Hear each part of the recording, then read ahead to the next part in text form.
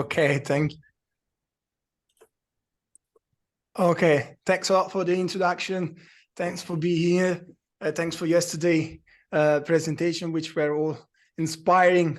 I guess I'm going to steal most of the ideas, as I said yesterday in the chat. But this is, I think, the aim of this conference, right? To learn how to steal stuff and how to use them in a more practical way. But you also mentioned to be inspired by theory. Sometimes you get also inspired by the other things. For instance, I was inspired to work on this topic of beauty in 2020. And since then, I started to work on it when I found myself stuck in Dortmund with the lockdown.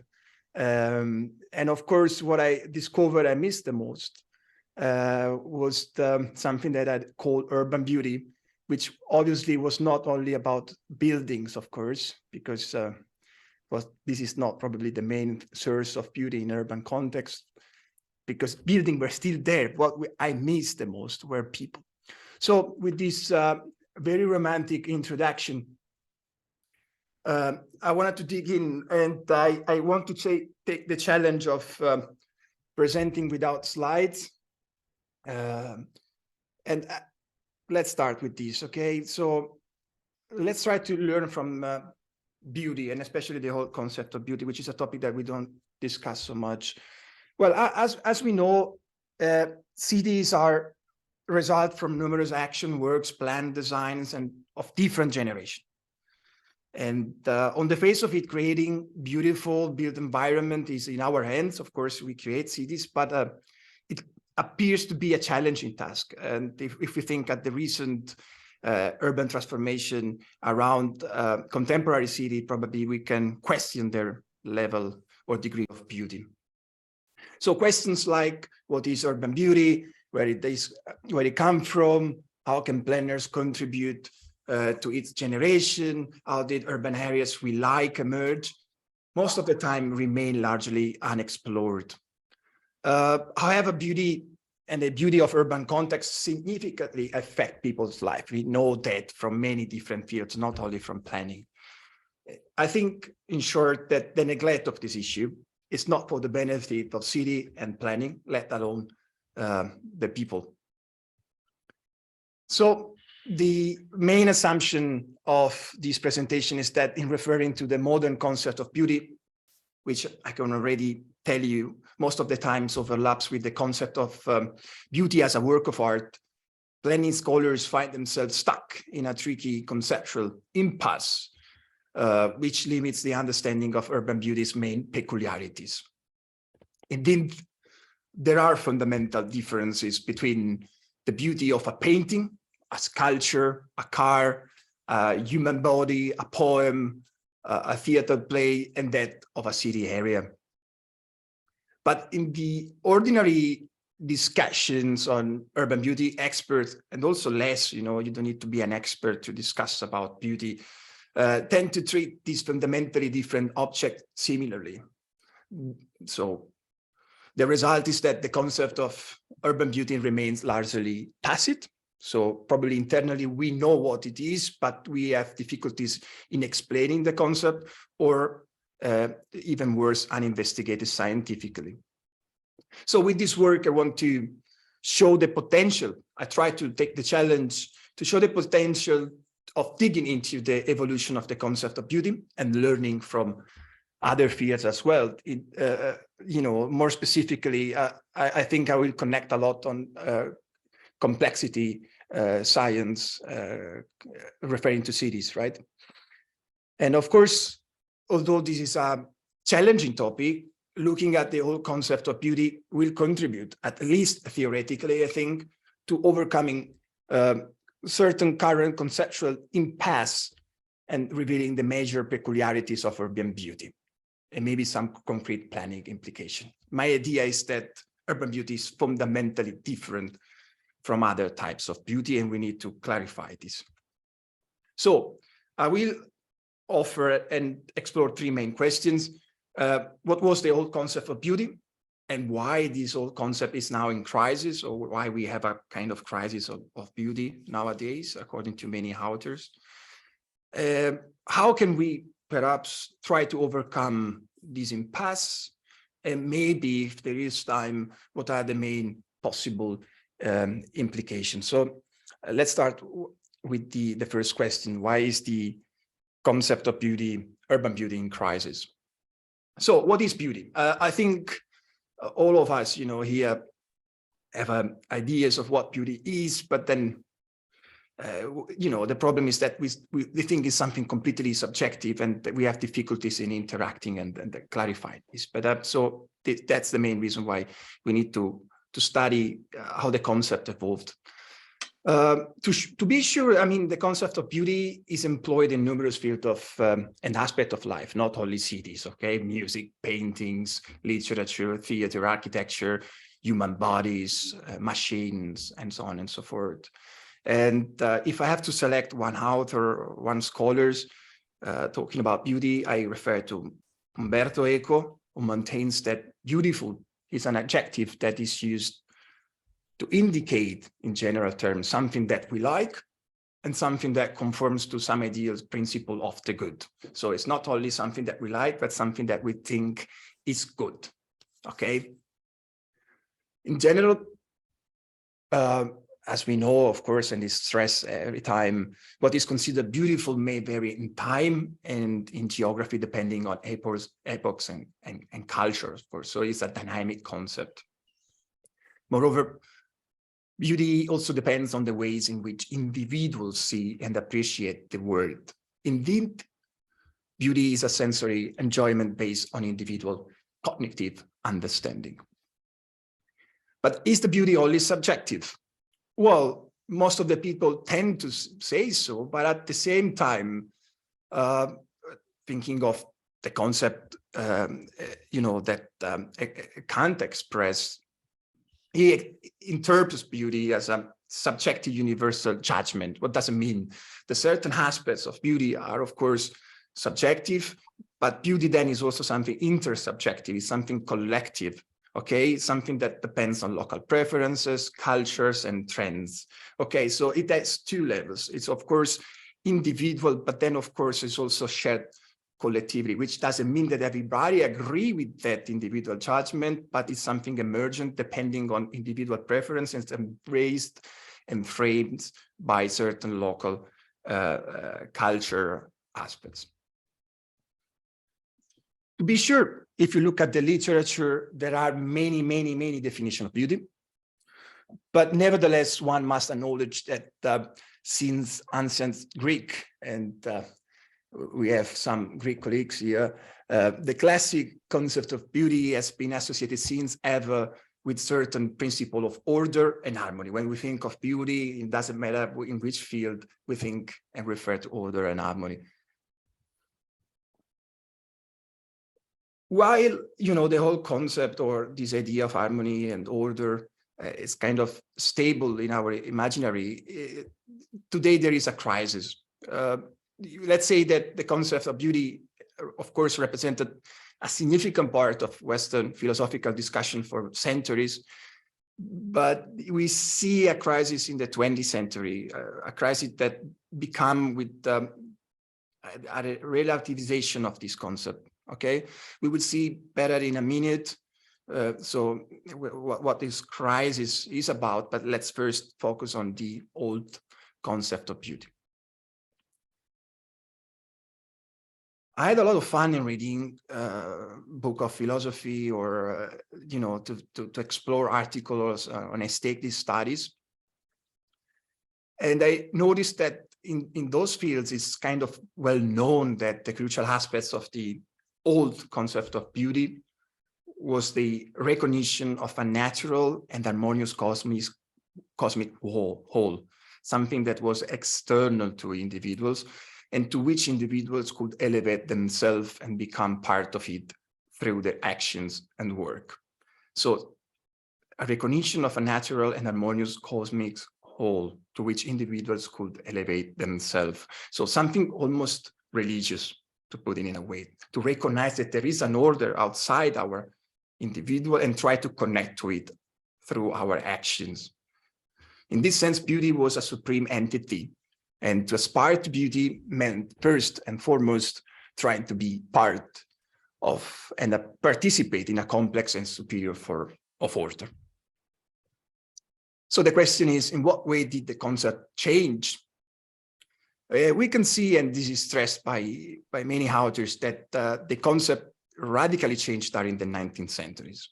As we know, nature and the external world became sublime, so disorder, chaos, and moreover, something that we could not understand, romantic, but we cannot understand. And the artistic act gradually replaced the pursuit of beauty.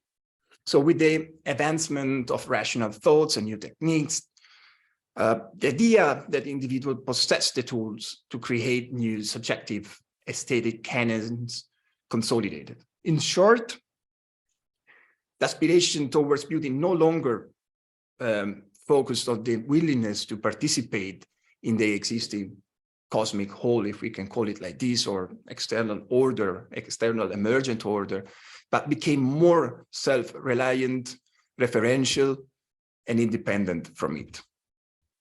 So, although briefly presented, this represents a fundamental cultural change from aspiring to be part of a higher entity and a complex whole to creating something that is a unique work of art.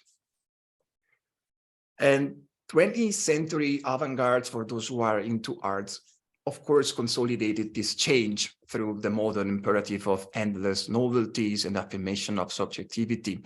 And this, of course, today led to a progressive relativization, we can say like this, of the concept and the loss of reference point. We think everything can be beautiful, everything is art. And in the literature, according to also certain Italian authors that I appreciate quite a lot, like Bodei or Vercellone, this transition represents a major trigger of the contemporary conceptual crisis. So, to conclude this part, profoundly in contrast to its original meaning, beauty is nowadays seen almost exclusively as a form of artistic expression and action, often taking on the role of social protest, rejection, and disruption.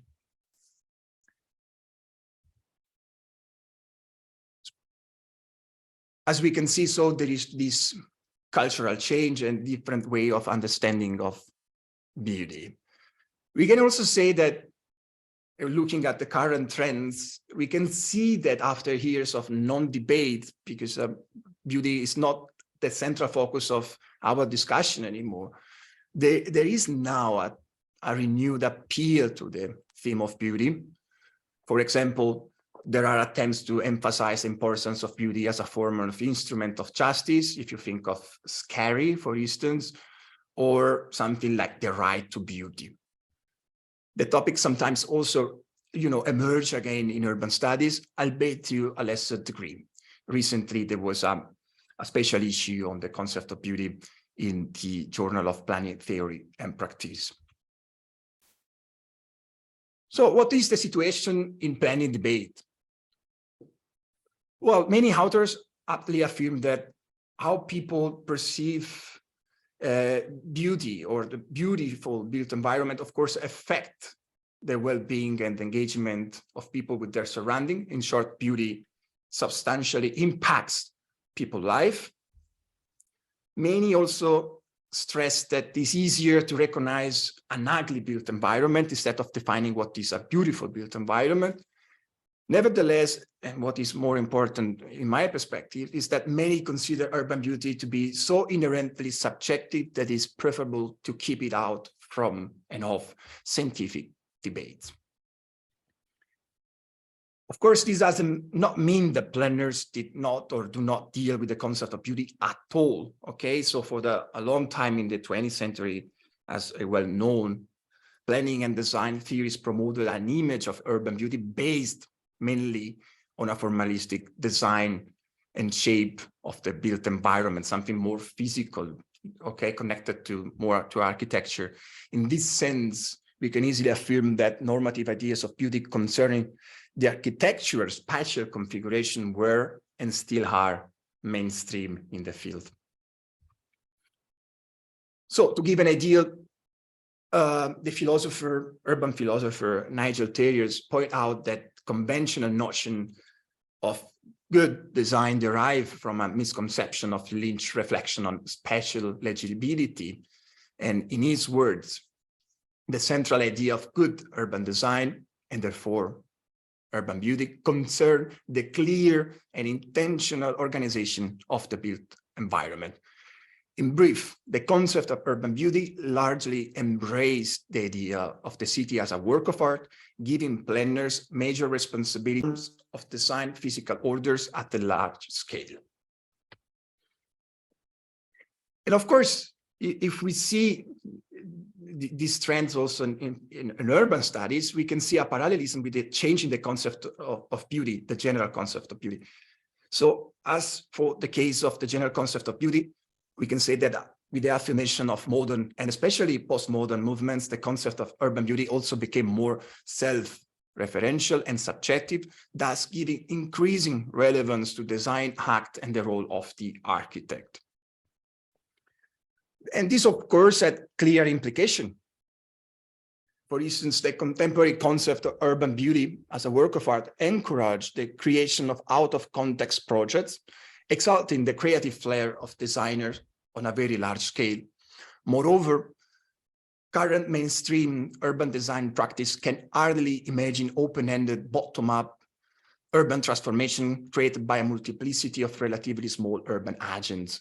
Conversely, the common practice nowadays is to rely on the work of architects for the definition of very large areas. Moreover, from my direct experience as a teacher, this tendency is also visible in the planning and design faculties, where students learn how to design exceptional architectural landmarks and comprehensive master plan, but do not sufficiently focus on the design and success of the ordinary, most of the time highly spontaneous urban fabric. So the common diffuse problem is that from the very beginning, students are taught to interpret urban projects as self-standing work of art, and less how to relate ordinary architecture to the existing urban order or the external world. And of course, this can also have certain implication for democracy, if I may. Observe that this contemporary idea of urban beauty may also directly affect planning democracy as it leads towards the concentration of power concerning the production of space in the hands of a restricted number of people. So what is the current situation, at least in the literature, even though it's changing? I think that based on this understanding of good design and beauty, there are two main contrasting ways to interpret the quality of the urban areas today, at least when we try to deal with these from a scientific perspective and design perspective. We have the appreciation of urban areas showing forms of design order, so that are places that are well designed, so to say, or the disdain for chaotic and disordered areas, that is the lack of design coordination. A third way coherent with the original concept of beauty is generally not considered so much. In other words, the possibility of a sense of beautiful wholeness that is not designed in a strict sense is marginal. Of course, as we know, exceptions include the works of Christopher Alexander, Jane Jacobs, and other few scholars who follow their teachings. Today, beside a reduced group of scholars, they have also a program, master program in Sorrento called Building Beauty or something like that. An understanding, but they are kind of scholars or fellow of Christopher Alexander, an understanding of urban beauty of this kind. So like the third way that I just explained, which is more coherent with the whole concept of beauty, remain largely unexplored. So the big question is, after exploring this issue, how can we overcome this impasse? So let's take into serious consideration the old concept of beauty, and let's try to question the current idea of beauty as a physical material work of art designed at the large scale. Just to recall, the old concept of beauty is and was the recognition of a natural and harmonious whole to which individuals could elevate themselves and become part of it through their actions and work. The main problem, as I see it, is that we think of urban beauty as it is a sculpture, a painting, a work of art. Or even better, I think that tacitly we know it is different from a sculpture, but we don't dig into this issue. And here it comes my suggestion.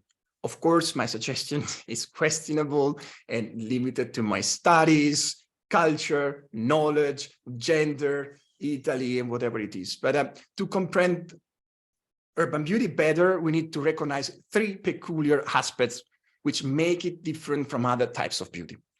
The first one is that urban beauty is an emergent property. Second, urban beauty is a multisensorial experience. And third, complexity increases aesthetic appreciation. We will go through the three.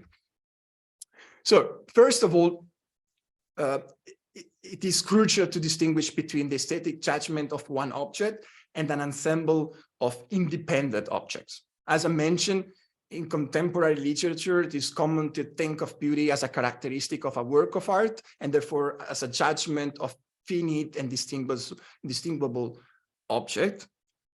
And I think that while this approach is applicable in many cases, for instance, in the case of a car, a boat, a sculpture, a song, a poem, and a building, it runs really into difficulties in the case of open and complex systems such as the city. Indeed, in a work of art, designers have the chance to create and compose an object as they please. But a city, however, does not work in this manner. And of course, no better words can describe this limit than the ones of Jane Jacobs. A city cannot be a work of art. Differently, a city is a living organism composed of multiple diverse individuals who actively participate in its never-ending modification. Therefore, the fundamental difference is that in judging the aesthetic quality of a single object, for instance, a car, a building, we refer to items intentionally created by specific agents with specific aesthetic canons in mind. In contrast, the city as a whole is an emergent sum of an uncountable number of design interventions which follow one another and stratify. And moreover, a city hasn't a specific purpose or intentional aesthetic canon, but express emergent property.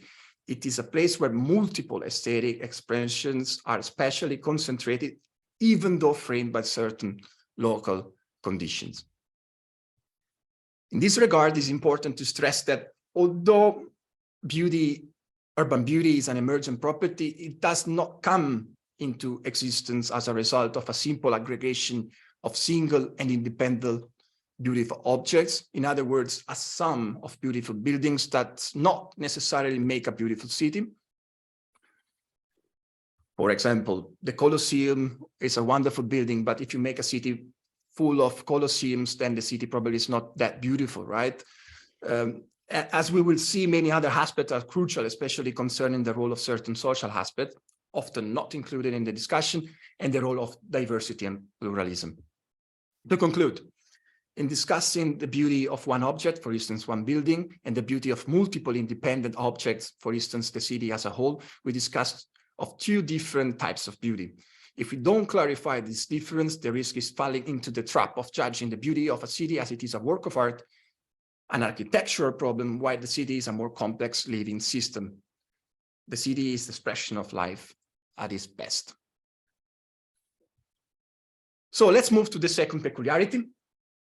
The beauty of a city is not only material or physical. I'm sorry for the architects. It does not only concern the built environment. The city is an interrelated whole, and so is its beauty. What does it mean? It means that the experience of beauty in urban realm is multisensorial and not only visual. It concerns smells, sounds, people behaviors, street cultures, quality of life, to name a few. So if we reduce the understanding of urban beauty to a mere composition architectonic problem, we negate an essential part of the urban experience. In other words, urban beauty is not only a material thing, but a more complex experience interrelating social facts and the built environment. Some elements are visible and tangible, while others are not. We can take Venice as an example. or many other city or urban areas. If urban beauty depended merely on the shape and form of the built environment, then it should be feasible to recreate it. Indeed, some attempts to recreate Venice, as we know, physical appearance are visible around the world. But of course, the beauty, like for instance, in China and Africa, there are projects or areas of this kind. But the beauty of these places, of course, is not even comparable with the original Venice, because urban beauty is something way deeper than the form and shape of the built environment.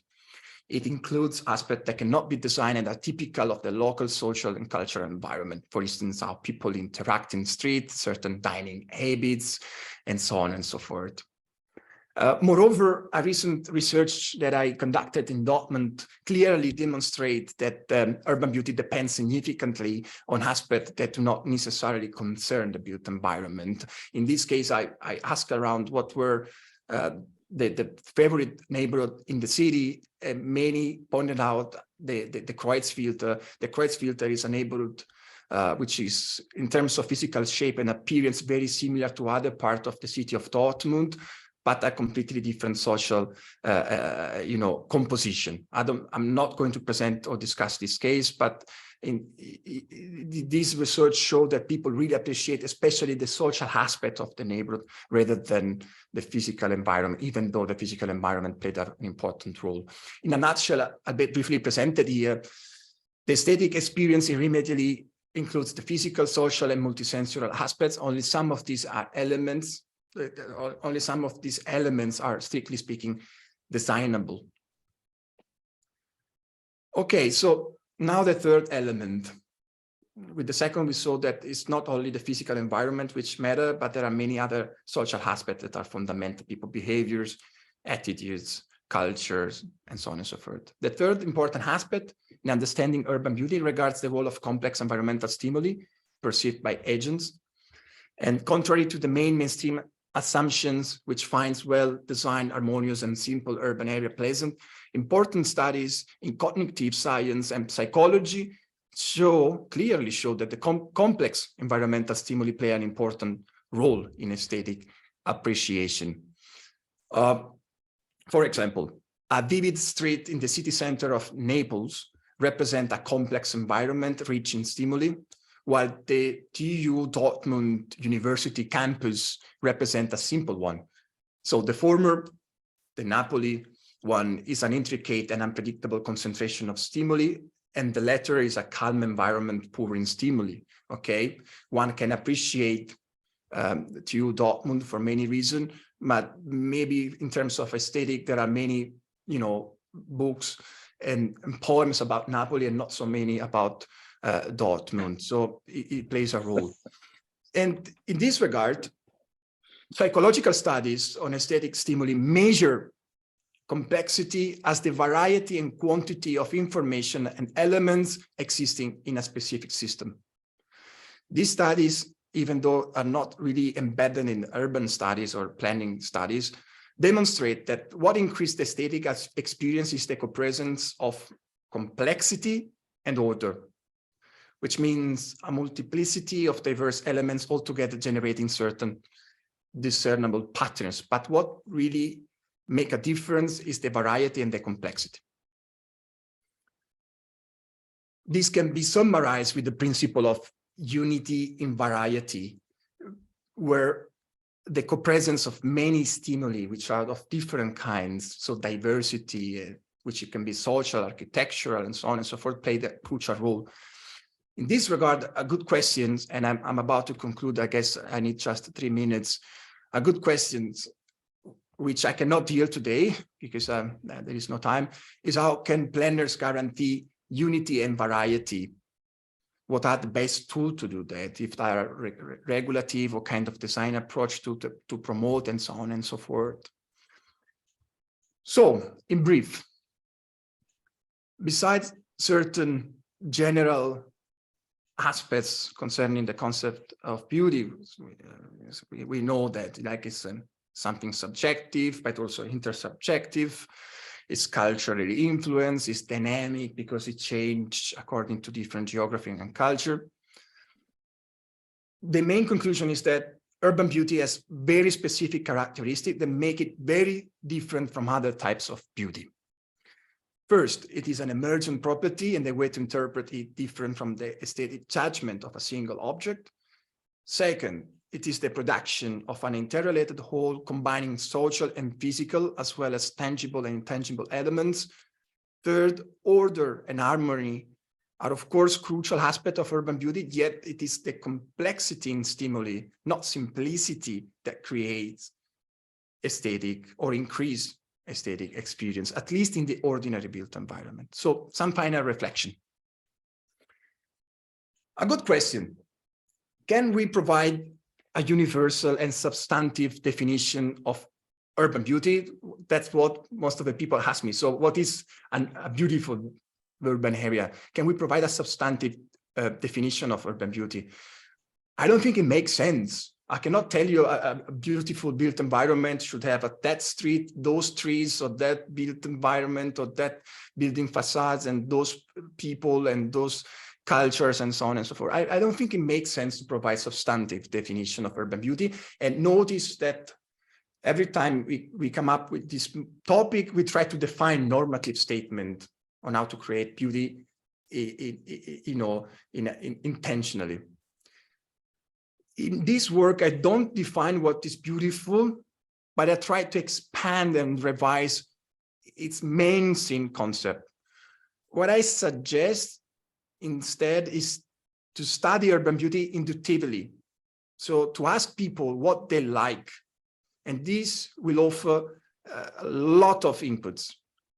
And I suggest to treat urban beauty as an emergent pattern from the individual preferences. So in the end, we can find completely different urban environments, but in the end, that are appreciated quite a lot by those people. So moreover, I suggest studying those places that people like, which can be really different to one another according to different contexts, people, and so on and so forth, and explore to what extent design and planning played a crucial role in their formation. To learn what planning and design can do in order to trigger certain processes. So, and this is the last comment, I think beauty is absolutely important. There is a lot of work to do. There are so many things that we don't know about this topic, especially when it comes to urban beauty. I think also the old concept provide interesting insights to reflect on the role of planning. So I think to consider the whole concept of beauty can be interesting and stimulating. I do have my personal ideas on how to, on how the principle and values that planning, what kind of principle and values planning should promote in order to generate beauty, but this is not the goal and task of this talk, because these are very subjective value. Just in general terms, I can say that if a built environment or a city is not open-ended and does not offer the possibility to various multiple individuals, groups, communities to manifest their aesthetic preference in space over time, maybe this is a city or an urban area which is not capable to include relevant social aspects, so probably not capable to reach or achieve that level of beauty that is important to create beautiful built environment. And with this, I think I should stop here, because it's already 35 minutes. Thanks a lot for your time. I hope I provided some good input. Thank you very much,